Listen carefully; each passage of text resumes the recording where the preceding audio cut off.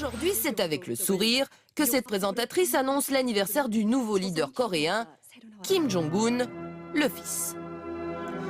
Pour célébrer Kim Jong-un, qu'est-ce que la télévision coréenne a fait? Elle a diffusé ce film de propagande. Vous voyez, on a l'impression que ça a été tourné dans les années 1950. C'est vintage, avec le grand leader qui mène le peuple. Daté, oui. Voilà. Porté au pouvoir à la mort de son père en décembre dernier, le mystère entoure toujours Kim Jong-un. On ignore par exemple son âge précis et sa date de naissance est un secret jalousement gardé par les autorités du pays.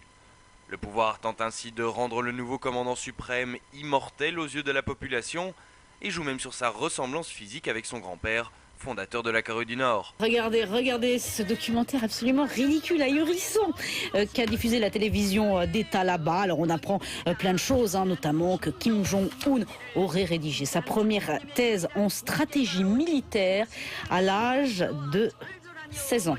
Oui. Ici le fils, et là, quelques années plus tôt, le père, qui adorait, paraît-il, les westerns américains. Les pas du nouveau leader coréen s'emboîtent dans ceux de son père. Dans les images diffusées aujourd'hui, tout est fait pour le placer en dirigeant à la légitimité incontestable. Et incontestée. En voici pour preuve ces images de liesse. Une manière d'asseoir son autorité et de nourrir le culte de sa personnalité, comme ce fut déjà le cas pour son père Kim Jong-il.